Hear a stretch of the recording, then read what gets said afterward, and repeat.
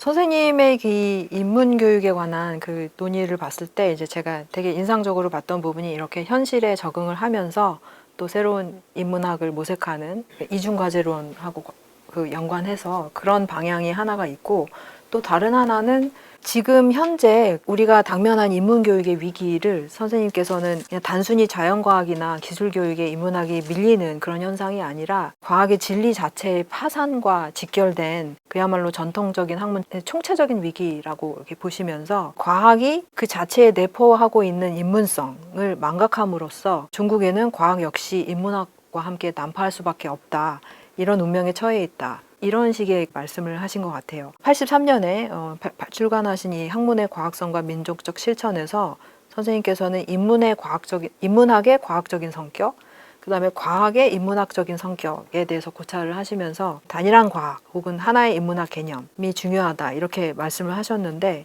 오늘날의 이 문과 이과의 차이가 거의 절대시되고 있는 상황이잖아요. 최근에 출간돼서 베스트셀러가 되고 있는 이 유시민 작가의 신간, 문과 남자의 과학 공부, 이것만 봐도 이 유시민 작가 본인이 막 자신을 운명적인 문과라고 막 부르면서 이 문이과의 차이를 굉장히 태생적이고 본질적인 것으로 보고 있는데, 지금 선생님께서는 단일한 과학, 하나의 인문학 개념을 말씀하셨단 말이에요.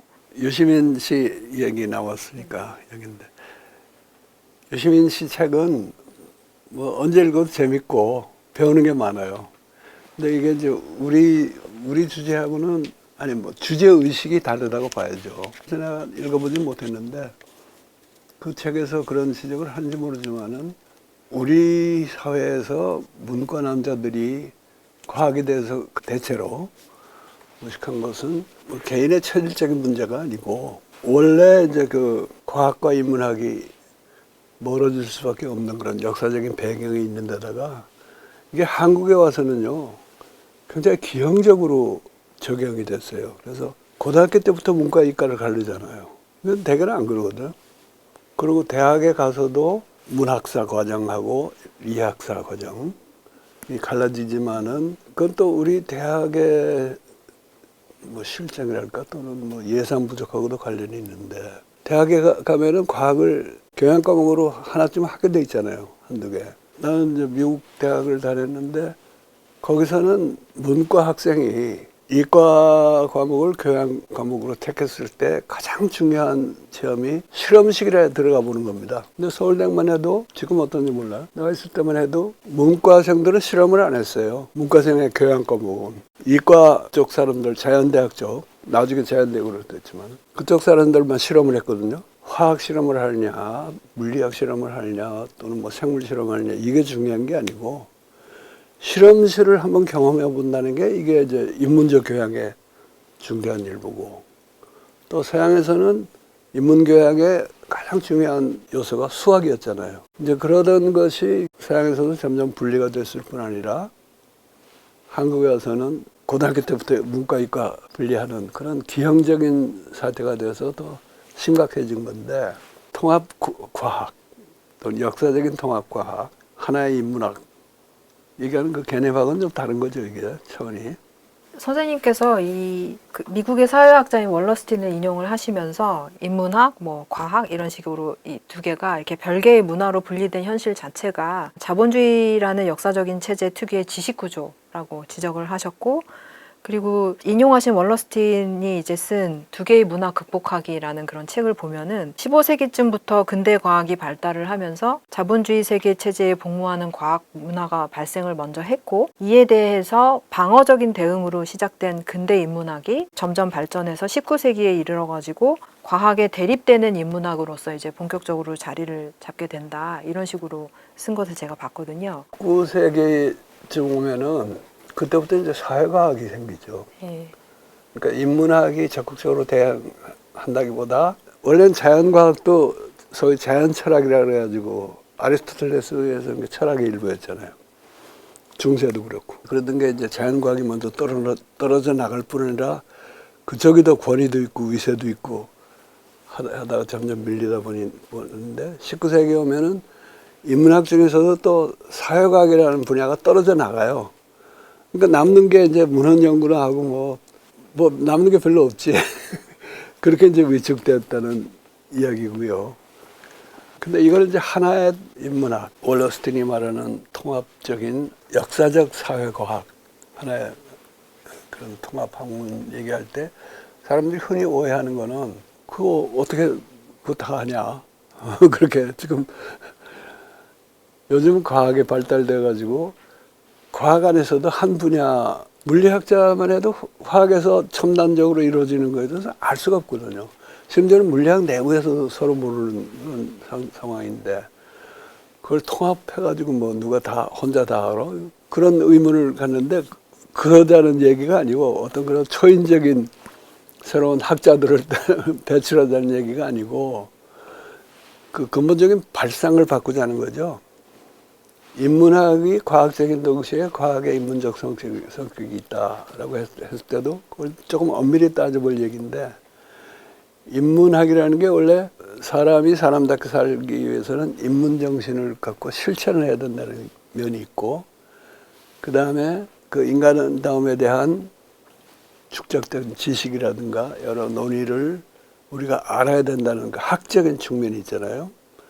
근데 학적인 측면은 과학적이라야지 지멋대로 떠들어서 안 된다. 이제 그런 것이 인문학의 과학적인 측면이고 과학의 인문학적 면모라고 하는 거는 과학하고 인문학하고는 방법론이 달라요. 과학은 분과를 하게 돼 있고 통합된 인문학이라는 이제 분과 그런 분과 방식하고는 다른 방식인데 과학을 인문학적 방식으로 해가지고는 안 됩니다. 그거는 과학하지 말라는 얘기예요. 근데 과학은 과학의 방식대로 하되 과학하는 인간은 인문정신을 가지고 살자 이제 그런 얘기고요. 발상을 바꾸다 보면 월러스틴도 그런 얘기하지만은 일단 통합해놓고 나면 이게 다시 갈라지게 돼 있다. 그러나 그 다시 갈라지는 방법이 옛날로 돌아가는 게 아니고 새로운 필요에 부응해서 할 것이다. 쉬운 예로 생물학의 옛날에는 동물학, 식물학, 그리고 나중에 미생물학이라는 게 하나 더 생겼죠. 생물학이 발전하면서 동물학은 동물학 따로, 식물학은 식물학 따로 발전한 게 아니거든요. 이게 합쳐지면서 이제 다른 식의 전공 분야가 갈리는데 사회과학도 마찬가지라는 거죠. 우리가 일단 그런 분과 학문적인 방식을 극복하고 새로운 종합적인 학문을 하다 보면은 그 사람의 능력에 따라서 또는 시대의 요구에 따라서 또는 학문의 성격에 따라서 이게 다시 갈라지게 돼 있는데 그 다시 갈라지는 내용도 옛날하고는 다를 것이고 또 그걸 하는 우리의 자세가 달라져야 된다. 이제 그런 얘기죠. 과학 철학이나 과학 기술 연구 같은 거는 사실 그거는 인문학 네. 넓게 봐서 네. 인문사회 분야에 속하는 것인데 그런 거를 더 공부를 해야 된다는 얘기는 물론 맞는 얘기고 또 인문학도도 문과 남자도 유시민 씨처럼 과학을 더 공부해서 아는 것도 중요하고 하지만은 중요한 거는 지금 말했듯이 그냥 누가 뭐를 더 많이 알아서 해결할 문제가 아니라 학문을 대하는 그 기본적인 발상이 바뀌어야 된다는 그런 뜻이에요. 단일한 과학, 뭐 하나의 인문학, 그러니까 인문학의 뭐 과학성, 과학의 창조성에 기반한 이런 새로운 지식 구조를 우리가 앞으로 이제 개척을 해야 할 텐데 이런 과제를 제시를 하시면서 선생님께서 지속적으로 강조하시는 바가 진리관이 우리가 일단 변해야 된다. 그래서 진리관의 일대 전환을 이제 요청을 하시는데 과학 기술과 인간의 관계를 좀 더 근원적으로 우리가 정립할 필요가 있기 때문이고 그리고 또 진리를 인식의 대상으로 삼는 이런 서구 철학에 우리가 굉장히 익숙해져 있는데 이런 사고 범위를 좀 벗어날 필요가 있다는 점에서 이 진리관의 일대 전환을 되게 강조를 하십니다. 중국 철학을 연구한 뭐 프랑스의 철학자인 프랑스와 줄리앙 같은 이제 학자도 서구 철학이 스스로를 지혜에 대한 사랑으로 시작을 했는데 지식의 인식으로 스스로를 강등을 하면서 철학의 난파를 자초했다 이렇게 말하더라고요. 그러니까 삶을 사유해야 될 철학이 자신의 의무를 방기해 왔고 그래서 철학뿐 아니라 인문학과 과학 역시 인간의 인간다운 삶을 외면하게 된 이런 상황에 대해서 선생님께서는 하이데거의 존재 망각이라던가 휴머니즘 비판 이런 것과 견주면서 유물을 초월한 도의 경지에 대해서 자주 말씀을 하시는데요. 이게 단일한 과학 혹은 하나의 인문학의 객관성과 실제성을 담보해 줄 수 있는 진리 개념이 요 도의 경지하고 연관이 되어 있는 것 같아요. 근데 이제 요때의 진리라는 것은 뭐 사물과 인식이 이렇게 서로 맞는다, 들어맞는다라거나 아니면 과학이나 수학의 이런 명제적인 진실 이런 것은 아닌 것 같고, 그리고 서구에서 한창 유행했던 뭐 해체주의나 뭐 탈근대주의에서 주장하는 뭐 이데올로기적 구성물로서의 진리 뭐 이런 것도 아니지 않습니까? 그래서 선생님께서 말씀하시는 이 도에 대해서 좀 더 자세히 좀 설명해 주시면. 진리관의 전환, 심지어는 진리관의 일대 전환, 그런 표현을 내가 많이 써봤는데 사실 그게 어폐가 있는 표현이죠. 왜냐하면은 관이라 그러면 벌써 어떤 인식의 대상이나 관조의 대상이 되잖아요. 근데 그게 아니고 인간과 진리의 관계가 바뀌어야 된다 하는 얘기니까 관이란 말이 꼭 적절한 것은 아니지만 또 편의상 그냥 그렇게 쓴 거죠. 근데 그 진리관이라는 게 서양서도 진리관이 딱 이렇게 고정되어 있었던 건 아니고 역사적으로 변해왔는데, 고대 히랍 사람들, 그리스 사람들이 생각했던 진리는 라틴어로 베리타스라고 번역된 그 진리가 아니고 알레테이아라 그래가지고 숨겨진 것에 드러난 거를 진리라고 그랬던 거죠. 그러니까 존재의 드러남이랄까. 존재란 말도 또 문제가 많은 말인데, 그런 것이 이제 그리스에서 로마로 오면서 한번 이렇게 바뀌는 게 있는데, 사실은 그리스 내부에서도 플라톤 이래하고 플라톤 이전하고 달라지잖아요. 그리고 플라톤 이후에 달라진 개념이 이제 로마에 와서는 베리타스라는 개념이 되고, 그거는 뭐 그때까지만 해도 진리라고 표현해도 됐는데 점점 그 진리라는 게 정말 뭐 무슨 명제가 일치하느냐 맞느냐 틀리냐 하는 문제로 축소가 되다 보니까 지금 영어에서 truth라 그러면은 그거는 진실이냐 아니냐는 얘기지 참된 이치라는 원래 뜻의 진리는 아니거든요. 그러다 보니까 그런 진리 개념이 이건 역사적으로 구성된 것이고 내용에 문제가 많다 그래가지고 그거를 이제 헐어버리는 사람들, 소위 탈구축한다고 디컨스트럭트하는 사람들이 해체론자고, 또 여러 그 포스트 모던한 철학에서 그런 작업을 하잖아요. 그래서 그거는 단순히 사실관계나 진실의 문제가 진리로 이렇게 격상되어 있는 것을 그걸 해체하는 거는 필요한 작업인데, 그 대신에 그럼 원래 진리라는 건 없는 건가? 해당초 플라톤 이전에 고대 히라빈들이 사유했던 그 진리라든가 또는 다른 문명에서 다른 방식으로 사용했던 진리는 그럼 어떻게 된 거냐? 그걸 좀 복원하는 길은 없냐 하는 노력을 별로 안 한단 말이야. 이 사람들이. 해체론자들에 대해서 제가 그들의 공로를 일면 인정하면서도 비판을 했던 거고. 프랑스와 줄리앙 얘기를 하셨는데 이번에 최근에 한국을 다녀갔죠. 또 올 김영옥 박사하고 대담도 했고 중국 사상을 연구하는데, 프랑스에는 사실 중국 연구의 전통이 굉장히 깊어요. 그리고 대단한 학자들이 많이 나왔고, 그런데 이 사람은 그런 박식한 중국 학자가 되는 게 목적이 아니고 서양 철학에서 묻지 않고 어떤 의미에서 잊어버리고 있는 질문을 다시 하는 길이 뭘까 해서 서양하고는 전혀 다른 전통을 공부해가지고 그걸로 갖고 다시 돌아가서 서양 철학을 새롭게 해보려는 그런 포부를 가진 사람인데, 지혜사랑이 강등됐다 그러죠. 지식의 인식으로. 지식의 인식으로 강등됐다는데, 그것도 이분은 그러니까 서양의 철학은 하이데거가 말하는 그런 존재나 그게 아니고 동명사로서의 sein 또는 비동사가 아니고 그야말로 어떤 실체로서의 being에 집착을 하다 보니까 결국은 이제 이냐 아니냐 뭐 이런 걸 따지는 지식의 차원을 했다고 그러는데, 그러나 플라톤이 이제 어떤 결정적인 계기라고 그러죠. 근데 플라톤에서 굉장히 고차원, 높은 차원의 지식이죠. 알m. 그리고 그 알m에 도달하기 위해서는 그냥 공부만 해서 하는 건 아니고 어릴 때부터 교육을 받고 뭐 신체 훈련도 하고 그런 그 사람이 나중에 도달하는 경지니까 그거는 어떤 의미에서는 굉장히 높은 삶의 경지예요.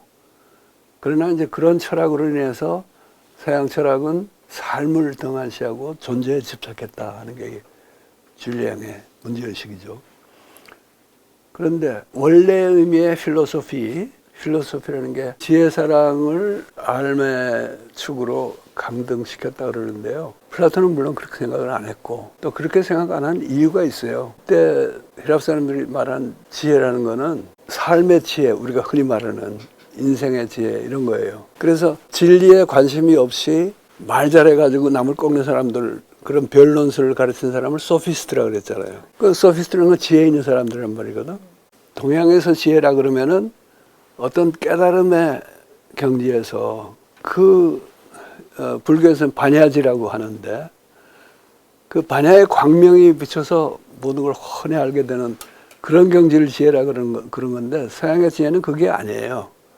그래서 그런 그 소피스트들이 가지고 있는 그런 지혜가 아니고 정말 더 높은 경지의 뭐를 아는 것이 한 차원 높은 철학이 되고 그것이 이제 최고의 미덕으로 한 게 서양 철학이거든요. 그러니까 지혜사랑이 인식의 차원으로 강등됐다고 말할 때는 사실은 원래 히랍 시대의 지혜의 개념이 그런 게 아니었고 히랍 사람들이 더 깊이 사유했던 진리라든가 이런 건 또 따로 있다는 걸 우리가 인정을 해야지.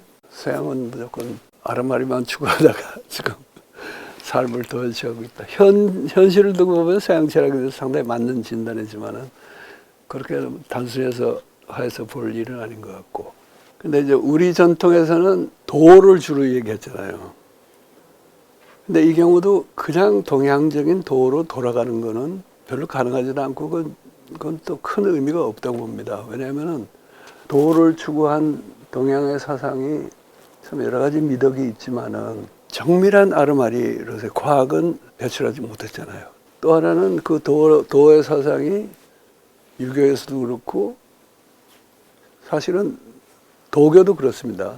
노자는 뭐 꼭 어떤지 모르겠지만은 도교에 오면은 그 시대의 기존 권력 구조하고 연결이 되거든요. 그게 일시적으로 그렇게 된 거다 이렇게 변명하고 넘어갈 일이 아니고 그 도에는 저절로 따라오는 그런 위계적인 사회, 불평등한 사회 구조가 있기 때문에 이거를 어떻게 청산하고 서양에서 출발해가지고 전지구적인 위력을 발휘하고 있는 과학의 문명이나 지식을 어떻게 흡수하면서 그 도를 더 살릴 것인가 이런 차원에서 접근을 해야죠. 그런 면에서 이 도가 이야기가 좀 어려운 것 같아요. 그러니까 물질을 개벽하면서 개벽되니 정신을 개벽하자 이런 말 가지고 그러니까 우리가 뭐 어떤 깨달음에 도달해야 된다 그러면은 정말 너무 어렵게 들릴 수가 있잖아요. 그건 참 대각한 성인들이나 다다른 경지지 어떻게 그렇게 하느냐 그러는데 이제 하나는 우리 동아시아에서는 항상 이 공부법이라는 걸 중요시 해왔잖아요. 서양에서도 물론 공부법은 있지만은 소크라테스 같은 사람 보면은 본인은 굉장히 경건하고 종교적인 그 면모가 강한 분이지만은 그 사람의 공부법이라는 건 뭐냐면은 시중에 아무나 붙들고 말 걸어가지고 이제 말싸움하는 거죠. 그래서 소크라테스가 이기잖아요, 되게. 적어도 플라톤의 대화편을 보면은. 그런 식으로 어떤 사전의 수양이라든가 수신 공부 없이 1대1로 해서 따져서 더 옳다고 생각하는 사람이 이기는 게 그 외에는 큰 공법이 없어요. 과학이라는 것도 보면은 물론 과학적 방법은 굉장히 세밀하게 규정되어 있지만은 근본적인 원리는 그거거든요. 누가 들어가든 실험실에 누가 실험을 하든 똑같은 결과가 나오는 게 과학이지. 뭐 돌을 많이 닦은 사람이 하면 옳은 말이 나오고 돌 닦은 사람이 하면 틀린 말이 나오면 이건 이제 과학이 인정 안 되는 거예요. 그러나 우리 동아시아 전통에서는 정말 수도를 열심히 한 사람만이 도달할 수 있는 경지가 그 도의 경지지. 아무나 이제 그때 닥쳐서 하면 된다 하는 그런 발상이 아니거든요. 그런 그 정신 개벽을 얘기할 때 어떤 공부를 어떻게 하면은 거기에 갈 수 있는가 하는 거를 보여지는 게 중요해요. 유교라는 게 원래부터 원래 수신제가 치고 평천하에 원리만 있는 게 아니라 그 여러 가지 저게 많잖아요. 원불교 같은 건 특히 그 공부비 굉장히 촘촘하거든. 근데 이제 거기에 내가 하나 덧붙인 거는 꼭 그렇게 도가의 공부만 해서 되는 건 하라는 건 아니고 그런 예술가가 저기 그야말로 온몸을 바쳐서 진짜 어떤 예술의 경지에 도달했을 때는 적어도 그 순간에는 그가 정신개벽을 이룬 것이다. 그 예술가만이 아니고 정치인도 그렇고요. 종교인도 그렇고. 다만 사막 공부를 두루두루 잘해가지고 이 공부가 지속성이 있게 하지 않으면은 진짜 깨달음의 경지까지 못 간다는 그거지. 순간순간 누구나 도달하면서 사는 게 정신개벽이다. 이렇게 좀 쉽게 생각할 필요가 있다는 거예요. 그래서 저도 그 이제 도를 생각을 할 때 제가 이제 막 어렵게 느껴지고 이럴 때 항상 제가 생각을 하는 게 제 장자의 외편 중에서 그 천도에 나오는 그 윤편과 제나라 환공의 이야기가 저한테는 이제 되게 인상적이었고 그래서 항상 그 생각을 하는데요. 간단히 말씀을 드리면 그 유지는 뭐 우리가 눈에 보이는 형체나 뭐 색깔, 소리, 뭐 글로 된 명칭 등으로 이렇게 진리를 파악할 수 없다. 뭐 이런 게 이제 전체적인 유지고 이야기를 잠깐만 드리자면은 그 환공이 성인들이 말씀이 적힌 책을 이렇게 읽고 있었는데 옆에서 이제 수레바퀴를 깎던 목수 윤편이 왕한테 무엇을 읽고 있으십니까? 이러니까 예, 성인들의 말씀을 읽고 있다. 이러니까 그분들은 죽었지 않느냐. 왕이 읽고 있는 것은 그냥 옛사람의 남긴 찌꺼기에 불과하다. 예, 이렇게 말을 하니까 이제 왕이 제대로 말하지 않으면 가만두지 않겠다. 이러니까 윤편이 자신이 이제 경험한 바에서 깨달은 바를 이야기를 해주는데 이 사람은 이제 바퀴 깎는 일이 자기 일이니까 바퀴를 깎을 때 엉성이 깎으면 헐렁하고 이걸 꼭 끼게 깎으면 너무 빡빡해서 들어맞지를 않으니까 이게 엉성하지도 않고 꼭 끼지도 않게 깎아야 되는데 마지막 경지가 이 손의 감각이 마음의 호응에서 이루어지는 것이라서 그 마지막에 그 한 끝을 도저히 자기가 말로 설명을 할 수가 없고 분명히 바퀴를 잘 만드는 어떤 법도가 있기는 한데 자기가 그것을 말로 설명을 어떻게 할 수가 없기 때문에 아들한테 전수를 할 수가 없고 또 아들도 그것을 배울 수가 없다는 거예요. 그래서 그런 경험을 봤을 때 왕께서 읽고 계신 그 옛 성인들이 전한 말씀에도 차마 그 말로 전달할 수 없는 어떤 정신의 그 무엇이 있었을 테니 당신이 읽고 있는 것은 그 옛사람이 그 남긴 그 찌꺼기다 이렇게 말을 하는 거였는데요. 그 저는 이 이야기를 이제 항상 생각을 하면서 이게 도라는 것이 무슨 대단히 추상적인 진리나 뭐 특출난 성인만이 도달하는 그런 경지가 아니라 이 꾸준한 실천을 통해서 자기 삶을 통해서 성취되는 것이지만 또 거기에 그 마지막 한 끝, 유무를 초월한 어떤 그런 경지가 있어서 이게 남에게 이렇게 전달이 되지 하기 어려운 어떤 그런 경지가 있는 것 같고 장자의 그 말씀이 유무를 초월한 경지이기 때문에 전달이 안 된다 하는 그건지는 잘 모르겠어요. 예. 하여간 그 굉장히 매력적인 얘기고 공부의 어떤 면을 잘 얘기해 줬는데 나는 그 장자의 그 얘기도 좀 일방적이라고 생각해요. 왜냐하면 노자만 보더라도 노자의 도덕경의 첫 구절이 그거 아니에요. 말로 할 수 있는 도는 늘 그러한 도가 아니다. 이렇게 했는데 그래놓고 노자는 아주 긴 책은 아니지만은 그래도 도덕경을 써가지고 늘 그런 도가 뭔가를 설명을 하려고 그러고 그 설명이 안 되는 건 아니에요. 예수님 말씀대로 귀가 있어 들을 자는 들으라 그랬는데 귀가 있어 듣는 사람한테는 들리는 말을 해준 거예요, 노자는. 그래서 나는 장자는 잘 모르지만 노자도 잘 모르고 그렇지만 노자가 장자보다는 한 급 높은 성인이 아닌가 그런 생각을 하는데요. 노자도 그렇고 가까운 시대로 오면은 소태산 박중빈 선생의 그분의 언행록이 담기에 해당하는 책이 대종경이라고 그러는데 그 대종경에 성리품이라는 게 나와요. 성리품 6장인데 만일 마음은 형체가 없으므로 형상을 가히 볼 수 없다고 하며 성품은 언어가 끊어졌으므로 말로 가히 할 수 없다고만 하면 이는 참으로 성품을 본 사람이 아니니 마음의 형상과 성품의 체가 완연히 눈앞에 있어서 눈을 궁글리지 아니하고도 능히 보며 입만 열면 바로 말할 수 있어야 그의 밝게 불성을 본 사람이라고 하리라. 그런 말을 했어요. 이 말이 훨씬 더 원만하잖아요. 저에게는 더 어려운 것 같은데요, 선생님. 그게 전수가 안 되는 것처럼 안 되더라도 또 전수가 되니까 그런 거지. 사람마다 뭐 무에서 출발해가지고 뭐 수레를 깎다가 그런 경지에 도달하는 사람이 있고 그런 것만 아니거든요. 우리 예술에서도 그렇고 도가에서도 구전심수란 말이 있어요. 이 말로 설명이 다 안 되지만은 귀가 있어 들을 때는 알아듣는 거야. 그러니까 그런 양변을 다 얘기해야지 이게 원만한 공부지. 야, 그 성인의 말씀 읽어봤자 그거 다 죽은 사람 말에 찌꺼기 아니냐 하는 거는 약간 그 어떤 상대심을 갖고 하는 얘기예요. 누구를 좀 면박하기 위한 그런 얘기 같아.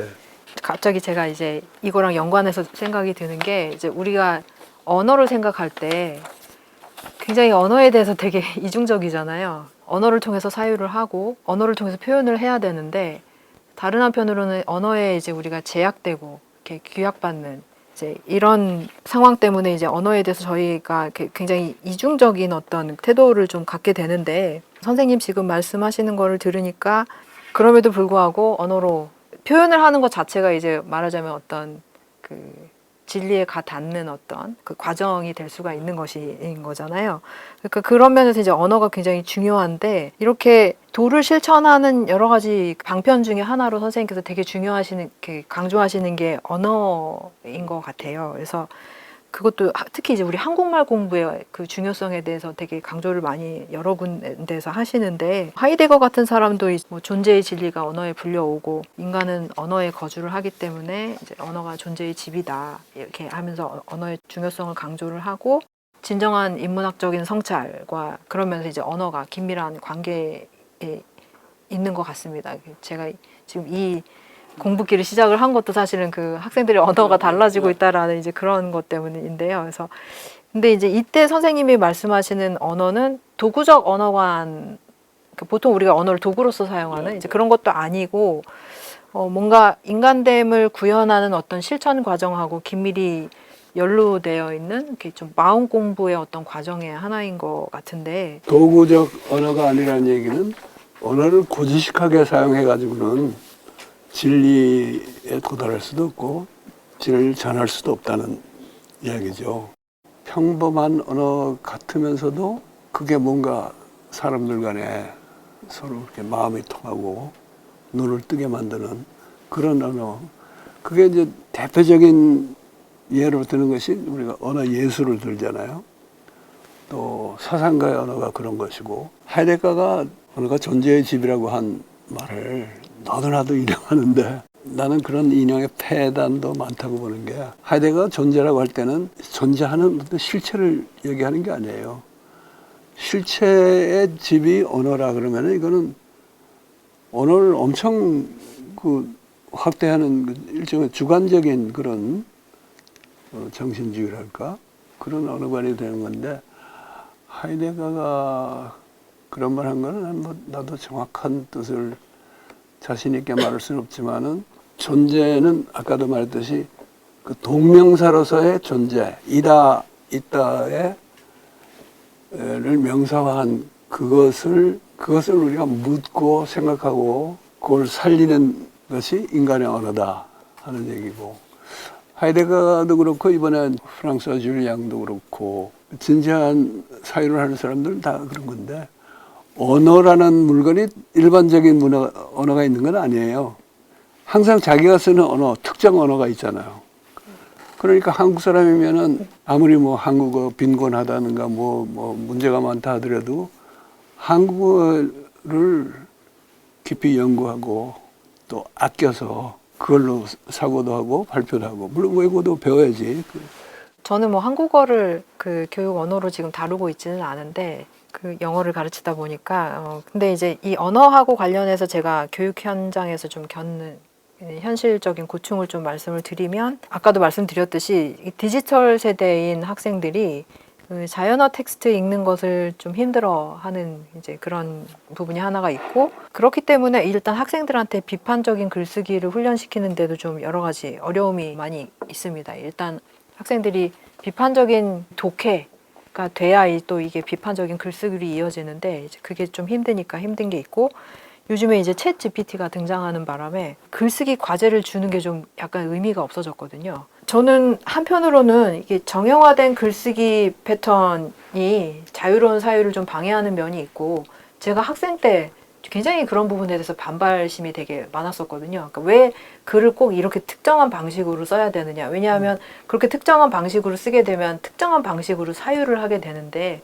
그게 저는 굉장히 답답했고, 이거는 문제적이다, 이거 반발해야 된다, 막 이런 식으로 막 생각을 했었었는데, 그런 점에서는 이제 그래, 이게 챗 GPT 때문에 학생들한테 이게 과제를 주는 게 의미가 없어졌으니 학생들이 무슨 과정을 통해서 어떻게 써왔는지를 알 수가 없잖아요. 그러니까 그걸 가지고 학생들하고 씨름을 하느니 이참에 아주 완전히 새로운 글쓰기 훈련 모델을 좀 만들어보자, 뭐 이런 생각을 하기는 했는데, 근데 다른 한편으로는 어찌됐든 간에 학생들이 자기 스스로 생각을 하면서 그 생각하는 거를 같이 막 이렇게 밀고 막 나가서 그 과정이 굉장히 힘들고 고통스럽고, 이제 그 과정을 경험을 해야 글쓰기 이 훈련이라는 것이 되는 것인데, 조금 힘들만 할라 치면 이제 챗 GPT한테 좀 도움을 받는다거나 아니면 다른 기술적인 이제 도움을 받아가지고 이렇게 하게 되면 이 경험 자체가 이제 불필요해지는 이제 그런 상황이 되기 때문에, 인공지능 기술이 이제 발달을 하면서 자연어보다 컴퓨터 언어의 중요성이 강조되는 이제 이런 현실에서 선생님 계속 그 강조해서 말씀하셨듯이 어쨌든 이런 현실에 적응을 저희가 해야 되고, 그리고 어떻게 보면은 이런 컴퓨터 언어의 가능성을 우리가 최대한 그 이용해서 활용해서 그 창조적으로 여기에 반응을 좀 할 필요가 있는 거잖아요. 그런데 이제 이런 상황에서 이 자연어하고 컴퓨터 언어의 관계를 우리가 어떻게 봐야 되느냐. 예. 예, 그게 핵심적인 문제 같아요. 자연어와 컴퓨터 언어의 관계가 어때야 되느냐. 그걸 알려면은 우리가 자연어라고 부르는 언어라는 게 또 어떤 거냐 하는 걸 또 좀 정확히 파악할 필요가 있는데, 챗 GPT를 학생들이 많이 이용을 하는데, 나는 교수들도 좀 이용을 하면 될 것 같아요. 뭐에 인용하느냐면, 가령 아까 학생들이 무슨 평가를 해줘도 그냥 말로 평가하면 안 듣고 데이터와 통계로 말해줘야 한다는데, 교수들도 챗 GPT한테 임무를 줘가지고 너 데이터하고 통계 가져와라. 그래가지고 얘한테 줄 평가서를 하나 네가 대신 써다오. 그래가지고 그거 줘놓고, 그러나 이제 교수는 참된 교육자라면 그걸로 끝내면 안 되죠. 대면 회화를 해야지. 그러니까 참 새로운 글쓰기 과제가 어떤 게 있는지는 난 모르겠지만은, 새로운 배움의 방식은 개발을 해야 될 것 같아요. 배우고 가르치는 방식. 그리고 언어가 뭔가 하는 거를 좀 정확히 알 필요가 있는데, 자연 언어하고 컴퓨터 언어라는 게 서로 완전히 배타적인 건 아니잖아요.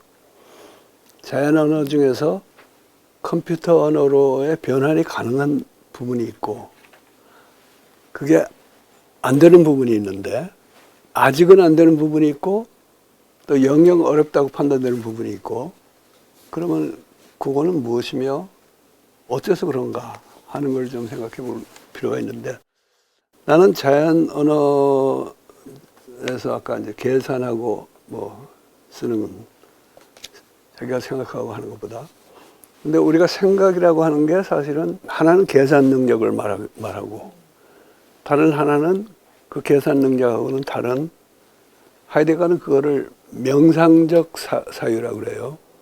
영어로는 meditative thinking, 독일어는 besinnende denken이라고 그러는데, 계산 능력은 그게 이제 컴퓨터가 사람보다 이미 더 잘하고 있는 분야가 많잖아요.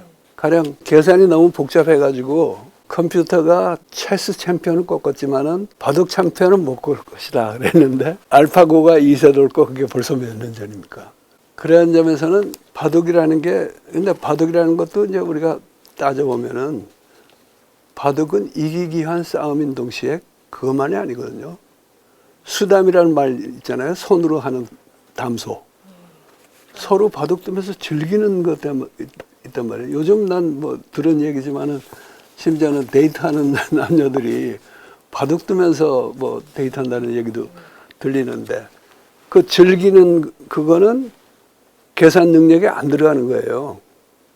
근데 계산 능력에 들어가는 부분은 이미 컴퓨터가 사람을 많이 따라잡았고 앞으로 못 따라잡은 분야가 서로 있더라도 얼마인가 그건 따라잡을 겁니다. 근데 이제 못 따라잡는 분야가 뭔가 할 때 우선 이제 쉽게 생각하는 것 중에 나는 것 중에 하나가 사람이 꿈을 꾸잖아. 그래서 내가 어젯밤 무슨 꿈을 꿨는데 챗 GPT한테 물어보는 거예요. 내가 어제 꾼 꿈 좀 요약해다오. 못하죠. 그냥. 챗 GPT는 또 거짓말 잘하니까 시침 뚝 따고 당신이 꾼 꿈이 이렇습니다. 이렇게 몇 가지 힌트만 주면 그럴 수는 있지만은 꿈을 재생하는 거는 챗 GPT는 못해요. 또 다른 사람은 뇌에다가 칩을 넣어가지고 칩이 보내는 신호들을 컴퓨터가 저장해가지고 그거를 어떻게 풀면은 꿈이 재생되지 않겠냐 하는 건데 나는 그것도 허황된 생각이라고 봅니다. 뇌파가 나와서 전달된 거를 그걸 컴퓨터에 기록한다고 해서 그게 꿈은 아니잖아요. 근데 그거를 이제 그 사람한테 다시 뇌파를 쏴줘가지고 그 꿈을 다시 꾸게 한다? 그럴 수 없다고 봐요. 왜냐면은 뇌파가 처음 발생할 때 그 사람하고 그 사람 몸하고 뇌파를 다시 받았을 때 그 사람 몸은 다른 상태이기 때문에 그 꿈이 제대로 재생될 수는 없는데 다만 이제 이 기본 발상이 뭐냐면은 인체를 기계로 보는 거예요. 그 기계의 관제탑이나 통제 기능이 뇌에 있다 하는 건데 이게 원래 우리 동아시아의 발상에는 몸의 기본은 오장육부고 뇌라는 거는 일종의 내가 관제탑이라는 표현을 썼는데 비행기를 치면 관제탑 같은 거예요.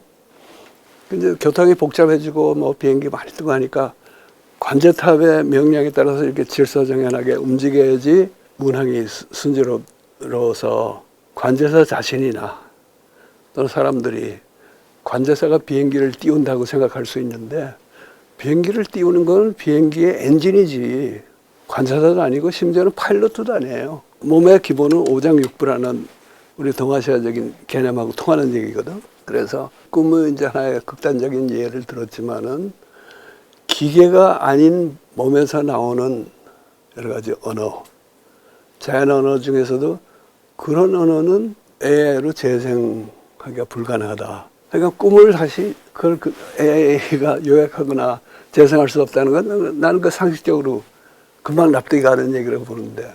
근데 이제 문제는 생시에도요. 꿈의 언어하고 보통 일상적인 언어가 묘하게 결합돼서 나오는 게 예술 언어거든. 예술가 꿈꾸는 사람이라고 그러잖아. 근데 꿈만 꾸면은 그 예술이 제대로 안 되고 자기가 꾸는 꿈, 자기가 가진 어떤 비전, 감정 이런 것을 생시의 언어하고 그걸 잘 배합을 해야지 소통이 가능해지는데 그 배합하는 할 때 그 배합하는 비율이라든가 배합하는 방식 이런 거는 사람마다 다 다른 거 아니에요. 예술가마다 다 다른 거 아니에요. 그러니까 그거는 그런 것이 축적됐을 때 그걸 AI가 학습해가지고 요약을 해준다든가 재생해 줄 수는 있어도 AI가 그 작업을 할 수 없다고 봅니다. 그래서 컴퓨터가 시를 쓰느냐 안 쓰느냐 쓸 수 있냐 아니냐 하는 거를 얘기 나왔을 때 그게 벌써 60년대부터 그 얘기가 나오는데 리비스라는 사람이 그때 그 얘기를 하면서 지식인이라는 사람들이 그따구 소리나 하고 있다고 굉장히 분노하잖아요. 예, 저도 깜짝 놀랐어요. 거의 로렌스급으로 막 길길이 날뛰던데요, 진짜. 예, 그야말로 길길이 뛰어. 예. 길길이 뛰는데 그게 나는 시를 쓸 수 없는데 쓸 수 있다고 생각하는 그 생각이 틀렸다고 해서 그렇게 길길이 뛰는 게 아니고 이 사람이 감지하기로는 이 선진 지식인이라는 사람들이 컴퓨터가 시를 쓰는 세상에 오기를 바라는 거예요. 그리고 시는 컴퓨터가 못 쓴다 하는 이런 발상을 낡은 발상으로 치부하고 싶어 하는 것을 알기 때문에 그런 그 대세에 맞서서 싸우느라고 길길이 뛴다고 보거든요. 그래서 문제는 AI나 인공지능이 자연 언어에서 도저히 재생할 수 없는 대목이 있다는 것은 나는 너무나 분명한 사실인데, 문제는 꿈의 언어와 생시의 언어를 참 창조적으로 결합해가지고 독창적인 작품이 나왔을 때 그걸 알아보는 사람이 있어야 되잖아. 훌륭한 문학 비평가, 예술 비평가가 있고, 그보다도 일반 독자나 예술 향수자들이 그 알아보는 그게 있어야 되는데, 나는 그 능력이 지금 점점 쇠퇴하고 있다고 보거든요. 그러니까 아까 뭐 학생들의 언어 능력이 쇠퇴하고 있는 거하고도 이게 다 통하는 현상이라고 봐요. 그리고 차이를 알아보려는 욕구라든가 거기에 대한 수요가 지금 쇠퇴하고 있고, 이 사회의 이 문명, 이 체제는 그런 욕구를 무시하고 제거하기 위해서 지금 전력 질주하고 있다고 보는 겁니다. 그래서 사실 그게 이제 지금 우리 삶이 점점 물질의 노예가 되고 있다는 게, 꼭 우리가 잘 먹고 잘 살려고 소위 예술이나 그걸 등한시하고 있다는 얘기가 아니고, 위대한 예술을 작품을 즐기면서도 사실은 그 예술가가 도달했던 정신개벽의 경지에 나도 동참하면서 정신 수준이 또는 도의 수준이 높아지는 게 아니고, 요새는 그것도 이제 실용적으로 사용하는 거 아니에요. 모차르트를 들어도 모차르트가 깨친 어떤 정신개벽의 경지를 나도 함께 깨치는 게 아니고 힐링의 도구로 쓰는 거예요. 모차르트든 베토벤을 읽는다든가 또는 셰익스피어를 읽으면서 힐링을 받아가지고 더 기호를 내가지고 돈벌이에 치중하는, 그게 지금 우리 시대의 큰 변화고, 또 그게 진짜 우리의 정신적 위기라고 봐요. 말씀하시니까 좀 생각이 나는데, 그 제오프리 힌튼이라는 이제 소위 말하는 이제 AI 그 기술의 이제 뭐 아버지 뭐 격이 되는 이제 그런 인물이 있어요. 그 이 사람이 한 인터뷰를 본 적이 있는데, 정말로 진심으로 이 연구에 정말 진심인 거예요, 이분이. 그래서 훌륭한 과학자가 맞기는 한 것 같은데, 이분이 지금 궁극적으로 원하는 것은, 지금 AI 모델은 예전에 우리 슈퍼컴퓨터처럼 엄청나게 거대 데이터들을 이제 모아가지고 하는 거라서, 이 뭐 서버도 그렇고부터 해서 지금 환경적으로 문제가 많잖아요. 전기도 굉장히 많이 쓰고 있고, 사실은 이게 기술로만 되는 게 아니라 그 저기 아프리카나 이런데 그 인력들을 동원을 해가지고 챗 GPT 같은 경우에도 무엇이 맞고 무엇이 틀리는지를 사람의 손으로 좀 이렇게 맞다 틀리다 이거를 해줬기 때문에 그 데이터가 모여가지고 지금 챗 GPT가 대답을 정확하게 할 수 있는 것이고, 사실 자본주의 안에서도 봤을 때도 이게 너무 비효율적인 거예요. 그러니까 정말로 효율적인 AI를 만들고 싶은데, 이 세상에서 가장 효율적인 AI는 인간이거든요. 그러니까 인간의 두뇌하고 똑같은 그 아주 효율성이 높은 그리고 전기도 많이 먹지 않고 뭐 이런 그런 AI를 만들려는 게 이제 이 사람의 목표인데, 그래서 이 사람은 정말로 인간을 그 기계 그렇죠. 아니 근데 뭐 꼭 그 사람만이 아니고 과학자나 심지어는 자연과학자가 아닌 사람들도 인간의 육신도 결국은 그냥 좀 복잡한 기계다, 특수한 기계다 라고 생각하는 사람이 많은데, 그렇게 생각하면은 그 다음에는 뇌과학을 중심으로 쭉 생각하게 돼요. 그래서 뇌를 조절할 수 있으면은 몸이 전체로 조절된다 그러는데, 안 그렇잖아요. 아니 뇌사 한 사람이 몇 년씩 살아가고 있는데, 그거는 그 사람의 오장육부가 기능을 하기 때문에 생명이 유지되는 거거든. 뭐 그게 바람직한 상태는 아니지만은 어쨌든 생명의 기본은 뇌에 있는 게 아니고, 뇌는 일종의 관제 장치죠. 그게 우리 동아시아적인 발상이고, 그 몸은 유교에서도 그렇고 원불교에서는 부모운을 얘기하는데, 부모운 중에서 제일 첫 번째 항목이 뭐냐면은 만법 만리의 근본이 되는 이 몸을 주신 분이 부모다, 그런 얘기를 해요. 그만큼 몸이 기본이 되는 건데, 몸이 기견이 아니냐. 과학에서는 몸 자체를 연구하는 그런 개념이 없잖아. 몸이라는 개념이 없거든. 몸의 어느 부분을 기계적으로 분석하고 하는 거고, 서양 양의학이라는 게 그런 분석의 결과에 따라서 대증적으로 치료하는 거 아니에요. 근데 그거는 우리 동아시아의 의학하고도 다르고, 인도의 뭐 아유단이 하는 그 전통적인 의술하고도 기본적인 개념이 다른데, 인간의 몸이 기계라는 거는 나는 이게 철없는 과학주의자들의 미신이라고 봐. 그런데 그 미신을 너희들 미신이니까 미신 타파하자 이래가지고 되는 문제는 아니고, 우리가 정말 이 물질 개벽의 진상을 제대로 알고, 그래서 물질을 사용하는 법을 포함한 용신법을 개발하고 익혔을 때 그때 대책이 나오는 거라고 생각합니다. 선생님 말씀을 듣고서도 이게 생각을 해보니까 그렇게 생각하는 방식, 이제 그런 어떤 생각하는 방식에 맞서서 전체적으로 이 현실을 감싸 안으면서도 몸의 그 경험이나 이 경지를 새로움을 잃지 않는 어떤 그런 방향으로 나갈 수 있도록 저희가 그 정신 싸우는 그런 생각과 싸우는 새로운 그러니까 그게 내가 정신 미신이라는 개혁인 것 표현을 같아요. 썼는데 기본적으로 과학주의 또 그 바탕에 있는 밑바닥에 있는 근대주의의 미신이 지금 창궐하고 있어요. 근데 이거를 그냥 우리가 무슨 미신 타파 운동 벌인다고 해서 해결될 문제는 아니고, 정말 이 물질 개벽의 실상을 알면서 거기에 상응하는, 부응하는 정신 개벽을 이룰 때 이제 어떤 해답이 나오는 건데, 낙답하지 말고 계속 나가야죠. 네. 끝까지 경청해 주신 시청자 여러분 감사합니다. 앞으로도 계속 관심을 갖고 지켜봐 주시기를 부탁드립니다.